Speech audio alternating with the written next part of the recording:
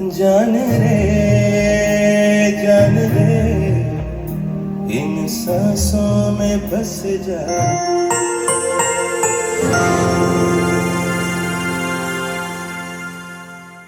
1990 USA കാലിഫോർണിയയിലുള്ള national semi conductors എന്ന് പറയുന്നൊരു brand സ്വന്തമായിട്ട് ഡിസൈൻ ചെയ്ത് ലോഞ്ച് ചെയ്തൊരു ഐ സി ഉണ്ടായിരുന്നു.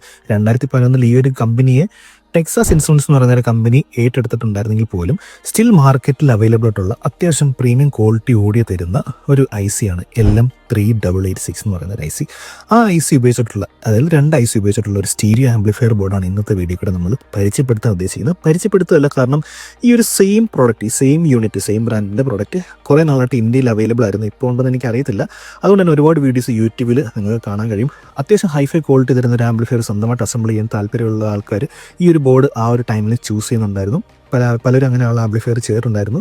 നിങ്ങൾ അതുപോലുള്ള ഒരു ഐ സി ആണ്, അല്ലെങ്കിൽ ഈ ഒരു ഐ സി ഉപയോഗിച്ചിട്ടുള്ള ഒരു ബോർഡാണ് യൂസ് ചെയ്യുന്നതെങ്കിൽ തീർച്ചയായിട്ടും കമൻറ്റ് ചെയ്യുക കേട്ടോ നിങ്ങളുടെ എക്സ്പീരിയൻസ്. അപ്പോൾ എന്തിനാണ് നമ്മൾ ഈ ഒരു ബോർഡ് വാങ്ങിച്ചതെന്ന് ചോദിച്ചു കഴിഞ്ഞാൽ, ഈ കാനഡയിൽ നമ്മളൊരു ആംപ്ലിഫയർ അസംബിൾ ചെയ്യാൻ ശ്രമിക്കുകയാണ്. അതിൻ്റെ ഭാഗമായിട്ടുള്ള വീഡിയോസ് ചാപ്റ്റർ ബൈ ചാപ്റ്റർ ആയിട്ട് ഇട്ട് വരുന്നതാണ്. ഒരു സീരീസ് ആയിട്ട് ചെയ്തുകൊണ്ടിരിക്കുകയാണ് building and amplifier in Canada. അതിൻ്റെ ചാപ്റ്റർ 5 ആണിത്, ദ ബ്രെയിൻ. ചാപ്റ്റർ 1 നമ്മുടെ പ്ലാൻ എന്താണെന്നും ചാപ്റ്റർ 2 അതിന് ഉപയോഗിക്കുന്ന വ്യൂ മീറ്റർ, പിന്നെ അതിൻ്റെ ടോൺ കൺട്രോൾ ബോർഡ്, അതിന് ഉപയോഗിക്കുന്ന ട്യൂബ് പ്രീ ആംപ്ലിഫയർ സെക്ഷനൊക്കെ നമ്മൾ കാണിച്ചു. ഇപ്പോൾ ഈ ഒരു സെക്ഷനിൽ, അല്ലെങ്കിൽ ഈ ഒരു ചാപ്റ്ററിൽ ഇതിന് ഉപയോഗിക്കുന്ന മെയിൻ പവർ ആംപ്ലിഫയർ ബോർഡാണ് നമ്മൾ കാണിക്കാൻ ഉദ്ദേശിക്കുന്നത്. അപ്പോൾ ഈ ഒരു ഐ സിയെ പറ്റി ഡീറ്റെയിൽ ആയിട്ട് പറയുകയാണെങ്കിൽ, ഇതിൻ്റെ audio quality, excellent audio performance, കാരണം അത്യാവശ്യം പേര് കേട്ട, അത്യാവശ്യം പ്രശസ്തമായിട്ടുള്ളൊരു ഐ സിയാണ് ഈ ഒരു LM3886 എന്ന് പറയുന്നത്. അതുപോലെ തന്നെ ലോ ഡിസ്റ്റോർഷൻ, ഒരു ക്ലാസ് AB ടൈപ്പിൽ തന്നെ അത്യാവശ്യം ലോ നോയ്സ് തരുന്ന ഹൈ SNR വാല്യൂ ഉള്ള ഒരു ഐ സിയാണ്. അതുപോലെ തന്നെ ഡീസൻറ്റ് പവർ ഔട്ട്പുട്ടാണ്. കുറച്ച് ഡീറ്റെയിൽ ആയിട്ട് പറയുകയാണെങ്കിൽ ഇതിൻ്റെ ഓഡിയോ ക്വാളിറ്റി ഞാൻ പറഞ്ഞതുപോലെ തന്നെ പ്രീമിയം, അല്ലെങ്കിൽ ഒരു അത്യാവശ്യം ഹൈഫൈ ക്വാളിറ്റി തരുന്നുണ്ട്. എന്ന് വെച്ച് കഴിഞ്ഞാൽ ഇതിൻ്റെ ഒരു ഫ്ലാറ്റ് റെസ്പോൺസ് ആണ്. അതായത് 10 ഹെഡ്സ് മുതൽ 20 കിലോ ഹെഡ്സ് വരെ നോക്കുകയാണെങ്കിൽ വലിയ കളേർഡ് അല്ലാത്ത, അതായത് വലിയ ചായം പുരട്ടാത്ത, നമ്മൾ എന്താണോ കേൾക്കാൻ ഉദ്ദേശിക്കുന്നത് അങ്ങനെയുള്ളൊരു ഓഡിയോ തരുന്ന ഒരു ഐ സിയാണ് ഈ ഒരു LM3886 ഐ സി എന്ന് പറയുന്നത്. അതുപോലെ തന്നെ ലോ ഡിസ്റ്റോർഷൻ ആണ്. അതായത് 0.03% മാത്രമാണ് ഇതിൻ്റെ ഡിസ്റ്റോർഷൻ എന്ന് പറയുന്നത്. അത് ഫുൾ പവർ എടുക്കുകയാണെങ്കിൽ തന്നെ. അതുകൊണ്ട് തന്നെ വെരി ക്ലീൻ ഓഡിയോ ആണ് ഇതിൽ നിന്ന് നമുക്ക് കിട്ടുന്നത്. ഔട്ട്പുട്ട് പവർ നോക്കുകയാണെങ്കിൽ തന്നെ അങ്ങനെ ഭയങ്കരമായ ഔട്ട്പുട്ട് പവർ ഒന്നുമില്ല. അതായത് ഏകദേശം 68 വാട്ട്സാണ് പെർ ചാനൽ നമുക്ക് കിട്ടുക.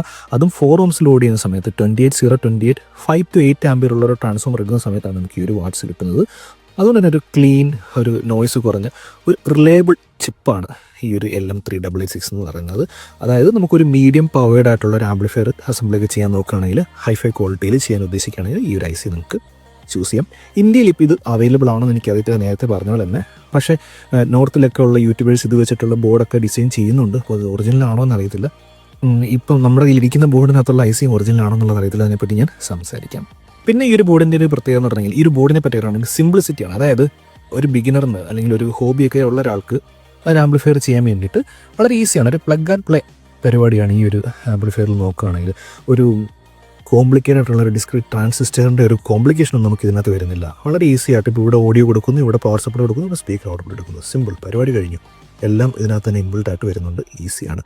അത് മാത്രമല്ല, ഈ ഒരു ഐ സി ഉപയോഗിക്കുകയാണെങ്കിൽ കുറച്ച് കോമ്പണൻസ് മാത്രം മതി. ഒരു ആംപ്ലിഫയർ ഡിസൈൻ ചെയ്യണമെങ്കിൽ തന്നെയും, ആംപ്ലിഫയർ ബോർഡ് ഡിസൈൻ ചെയ്യണമെങ്കിൽ തന്നെ ഈ ഒരു ഐ സിയിലുള്ള കുറച്ച് കോമ്പണൻസ് മാത്രം മതി. അതുകൊണ്ട് തന്നെ ബിഗിനേഴ്സിനൊക്കെ വളരെ ഈസിയാണ്. പിന്നെ ഒരു പ്രത്യേകത എന്ന് പറഞ്ഞാൽ, ഈ ഒരു ഐ സിയുടെ പ്രത്യേകത നോക്കുകയാണെങ്കിൽ പ്രൊട്ടക്ഷനാണ്. അതായത് ഈ ഒരു ഐ സിയിൽ ഇൻബിൽട്ട് ആയിട്ട് തന്നെ സ്പൈക്ക് പ്രൊട്ടക്ഷൻ വരുന്നുണ്ട്. അതായത് ഷോർട്ട് സർക്യൂട്ട് പ്രൊട്ടക്ഷൻ, സ്പീക്കർ വരെ ഷോർട്ട് ആവുകയാണെങ്കിൽ ഐ സി ഓഫായി മാറുന്ന ഒരു രീതിയിൽ, അതായത് നമ്മുടെ സ്പീക്കറിനെ പ്രൊട്ടക്ട് ചെയ്യാൻ വേണ്ടിയിട്ട് അത് ഓഫായി മാറും. ഷോർട്ട് സർക്യൂട്ട് പ്രൊട്ടക്ഷൻ വരുന്നുണ്ട്.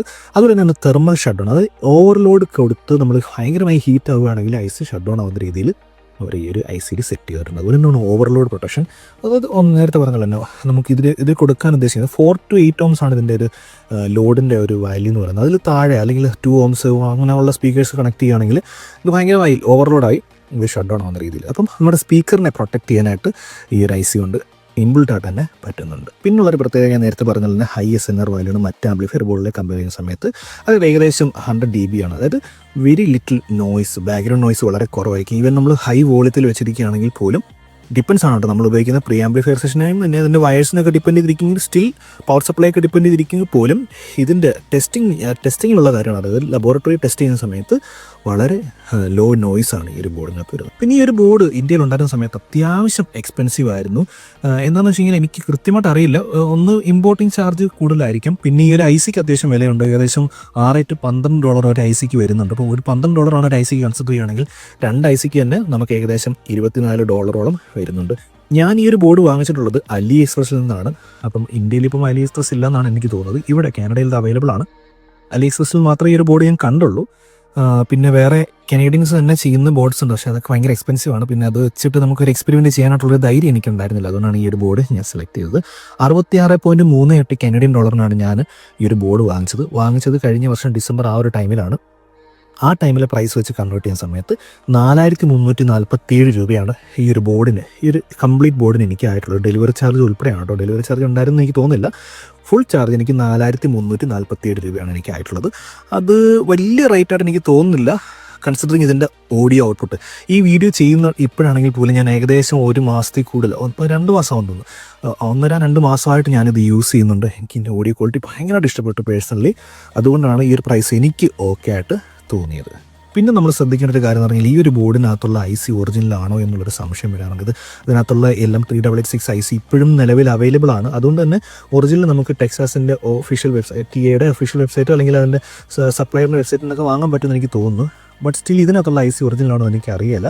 അത് ചെക്ക് ചെയ്യാനായിട്ട് ഒരുപാട് മെത്തേഡ്സ് ഉണ്ടല്ലോ. ഒരെണ്ണം നോക്കുകയാണെങ്കിൽ ഇതിനകത്തുള്ള ആ ഒരു ബാഡ്ജിങ് നോക്കുന്നത് ഒറിജിനൽ ICകളിൽ ലേസർ എച്ചിങ് ആണ് വരും. ലേസർ വെച്ച് എൻഗ്രേവ് ചെയ്താണ് അവർ എഴുതിയിരിക്കുന്നത്. ഇതിനകത്ത് നോക്കുമ്പോൾ എനിക്ക് അങ്ങനെ ഫീൽ ചെയ്യുന്നില്ല. പക്ഷേ അവർ പറയുന്നുണ്ട് ഇതിനകത്ത് ഇപ്പം ഇങ്കാണ് യൂസ് ചെയ്യുന്നത്, നല്ല സ്പ്രെഡായി ഒരു ക്വാളിറ്റി നമുക്ക് കാണുമ്പോൾ തന്നെ അറിയാം ഇത് ചാത്തനാണ് എന്നുള്ളൊരു ഫീൽ വരും. പക്ഷേ ഇതിനകത്ത് അങ്ങനെ ചാത്തനായിട്ട് തോന്നിയില്ല. അത് മാത്രമല്ല LM3886 TF എന്ന് എഴുതിയിട്ടുണ്ട്. അത് നമുക്ക് TA ഒരു പാക്കേജിങ് കോഡാണ്. പക്ഷെ അത് ഉള്ളത് കൊണ്ട് നമുക്കിത് ഒറിജിനലാകാൻ ചാൻസ് ഉണ്ടെന്ന് നമുക്ക് ഉറപ്പ് പറയാൻ പറ്റില്ല. അലി എക്സ്പ്രസ് ആണ് നമുക്കറിയാം, അതുകൊണ്ട് തന്നെ ലോക്കൽ സാധനം വെക്കാനും ചാൻസ് ഉണ്ട്. ഒബ്വിയസ്ലി ഈ പറയുന്ന സിർമെക് എന്ന് പറയുന്ന ഈ ഒരു ബ്രാൻഡ് എന്ന് പറയുന്നത് ഒരു പ്രീമിയം ബ്രാൻഡൊന്നും അല്ല, ചൈനീസ് ബ്രാൻഡാണ്. യമഹ പോലത്തെ ഒരു പ്രീമിയം ബ്രാൻഡൊന്നും അല്ല. ഇങ്ങനെയുള്ള DIY ലോക്കൽ ബോർഡുകളൊക്കെ ഇറക്കുന്ന ഒരു ബ്രാൻഡാണ്. അതുകൊണ്ട് തന്നെ ഇത് ഒറിജിനലാകാൻ ചാൻസ് ഇല്ല, ആകാനും ചാൻസ് ഇല്ല, ആകാതിരിക്കാനും ചാൻസ് ഇല്ല. അത് മഴ പെയ്യാതിരിക്കാനും ചാൻസ് ഉണ്ടെന്ന് പറയത്തില്ല എന്ന് പറയുന്ന പോലെ. എനിവേ ഇത് ലോക്കൽ ആയെങ്കിൽ പോലും ഓഡിയോ ക്വാളിറ്റിയിൽ എനിക്ക് സാറ്റിസ്ഫൈഡ് ആയതുകൊണ്ട് ഞാൻ ഓക്കെ അടിച്ച് വിടുകയാണ്. ഭാവിയിൽ ഒരു വേറെ പ്രോജക്റ്റ് ചെയ്യുന്ന സമയത്ത് നമുക്ക് ഒറിജിനൽ പ്രീമിയം സാധനം തന്നെ വാങ്ങിച്ച് ചെയ്യുന്നതായിരിക്കും കേട്ടോ. ഓക്കെ, പിന്നെ ഈ ഒരു ബോർഡിനകത്തുള്ളൊരു പ്രത്യേകം എന്ന് പറഞ്ഞാൽ ഇതിൻ്റെ DC സെർവോ എന്ന് പറയുന്നത് നോക്കുകയാണെങ്കിൽ നമുക്ക് ഇതിനകത്ത് 4 ഓപ്പാമ്പുകൾ കാണാനായിട്ട് കഴിയും. ഈ സൈഡിൽ നോക്കുകയാണെങ്കിൽ OPO 7CP എന്ന് പറയുന്ന ഒരു ലോ ഓഫ്സെറ്റ് പ്രിസിഷൻ ഓപ്പാമ്പുകൾ കാണാനായിട്ട് 2 എണ്ണമായിട്ട് കൊടുത്തിട്ടുണ്ട്. അതെന്ന് വെച്ചെങ്കിൽ സെർവോ ലൂപ്പായിട്ട് ആക്ട് ചെയ്യാൻ വേണ്ടിയാണ്, ഒരു ഓഫ്സെറ്റ് കറക്ഷന് വേണ്ടിയിട്ടാണ്. അപ്പോൾ എങ്ങനെയാണ് ഈ പറയുന്ന DC സെർവോ വർക്ക് ചെയ്യുന്നത് വെച്ചെങ്കിൽ ശരിക്കും നമ്മുടെ ഒരു ആംപ്ലിഫയർ ബോർഡിൻ്റെ ഔട്ട്പുട്ട് സെക്ഷനിൽ നമുക്ക് ഒരിക്കലും DC കറണ്ട് വരാൻ പാടില്ല. അങ്ങനെ ഇപ്പോൾ ഒരു 100 മില്ലി വോൾട്ട് DC വരുവാണെങ്കിൽ പോലും, അത്രയും ചെറിയ വോൾട്ടേജ് വന്നാൽ പോലും നമ്മളിപ്പോൾ കൊടുക്കുന്ന സ്പീക്കർ ബോക്സിൽ വളരെ സെൻസിറ്റീവ് ആയിട്ടുള്ള ട്വീറ്റേഴ്സ് ഒക്കെ ഉണ്ടെങ്കിൽ അത് പെട്ടെന്ന് അടിച്ചു DC വരാനായിട്ട് പാടില്ല. അപ്പോൾ ഈ ഒരു ICയിൽ DC സെർവോ ഇല്ലാത്തത് കൊണ്ട് തന്നെ നമുക്കിതിൻ്റെ ഔട്ട്പുട്ട് സെക്ഷനിലായിട്ട് കപ്ലിംഗ് കപ്പാസിറ്റേഴ്സ് കൊടുക്കേണ്ടി വരും. പക്ഷേ ഇതൊരു ലോ ഫ്രീക്വൻസി റെസ്പോൺസ് കിട്ടാൻ വേണ്ടിയിട്ട് നമ്മൾ വലിയ കപ്പാസിറ്റേഴ്സ് ഇതിൻ്റെ ഔട്ട്പുട്ടിൽ കൊടുക്കേണ്ടതായിട്ട് വരും. അങ്ങനെ വരുമ്പോൾ ഇതിൻ്റെ സർക്യൂട്ട് ഭയങ്കര ബൾക്കി ആയിട്ട് വരാനായിട്ട് ചാൻസസ് ഉണ്ട്. സോ അത് ഒഴിവാക്കാൻ വേണ്ടിയിട്ടാണ് നമ്മൾ DC സെർവോ, ഈ പറയുന്ന ഓപ്പാമ്പ് ഉപയോഗിച്ചിട്ട് DC സെർവോ ഉപയോഗിക്കുന്നത്. അപ്പോൾ ഇതെങ്ങനെയാണ് വർക്ക് ചെയ്യുന്നത് വെച്ച് കഴിഞ്ഞാൽ എപ്പോഴെങ്കിലും ഇതിൻ്റെ ഔട്ട്പുട്ട് സ്റ്റേജിൽ ഒരു DC വോൾട്ടേജ് വരികയാണെങ്കിൽ നമ്മുടെ ഈ ഒരു DC സെർവോ നേരെ ഒരു കറക്റ്റിംഗ് സിഗ്നലിലേക്ക് ഈ ഒരു ആംപ്ലിഫയറിൻ്റെ ഇൻപുട്ട് അല്ലെങ്കിൽ ഇൻറ്റേർണൽ സ്റ്റേജിലേക്ക് അയക്കുന്നു.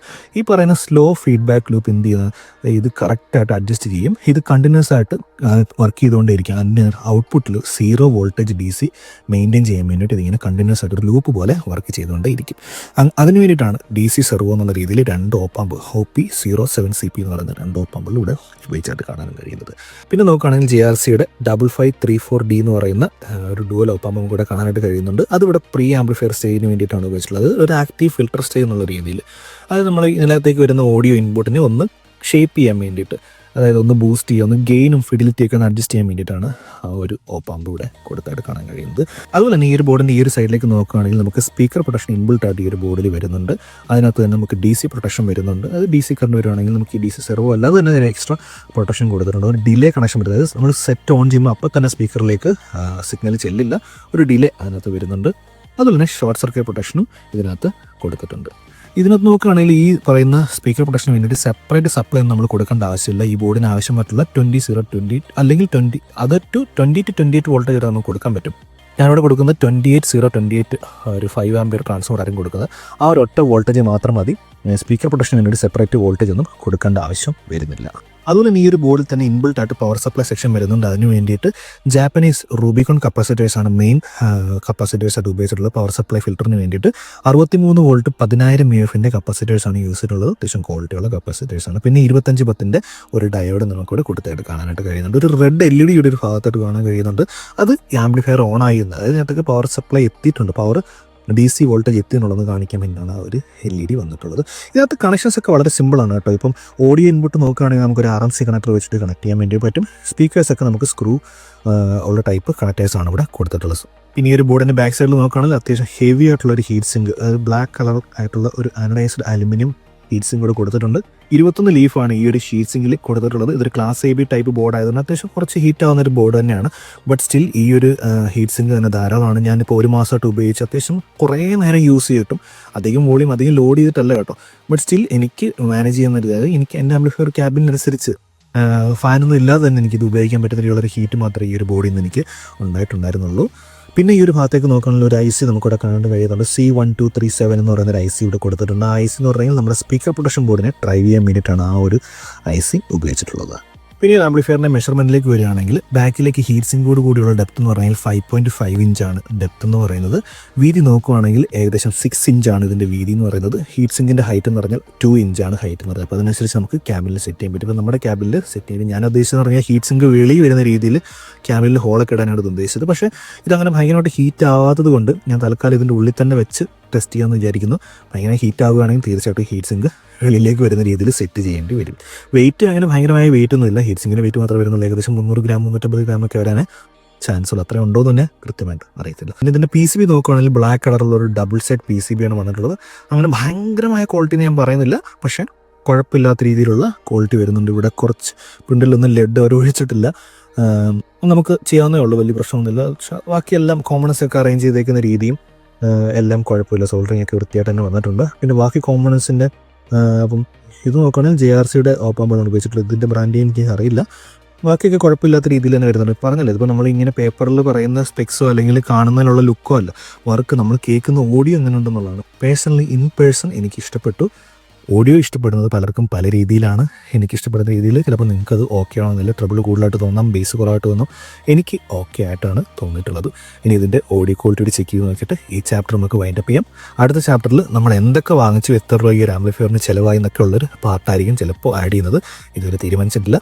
ഓഡിയോ ക്വാളിറ്റി കണ്ടിട്ട് തീർച്ചയായിട്ടും നിങ്ങൾ അഭിപ്രായം പറയുക. അതുപോലെ LM3886 IC ഉപയോഗിച്ചിട്ടുള്ളൊരു ബോർഡാണ് നിങ്ങൾ യൂസ് ചെയ്യുന്നുണ്ടെങ്കിൽ തീർച്ചയായിട്ടും കമൻറ്റ് ചെയ്യുക. അടുത്ത വീഡിയോയിൽ കാണുന്നവരെ താങ്ക്സ് ഫോർ വാച്ചിങ്.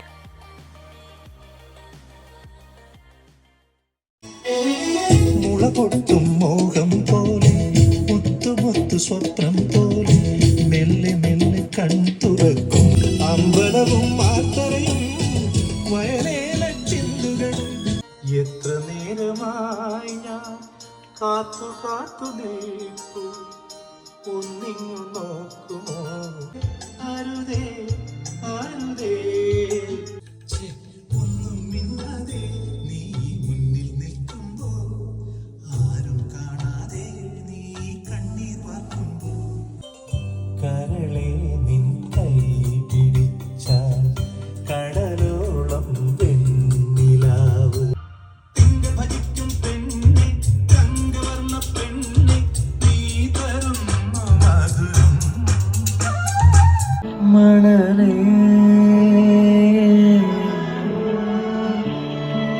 വിളയും സ്മരണകളാൽ മിഴിനീർ തുമ്പികൾ മുറിവുകളെ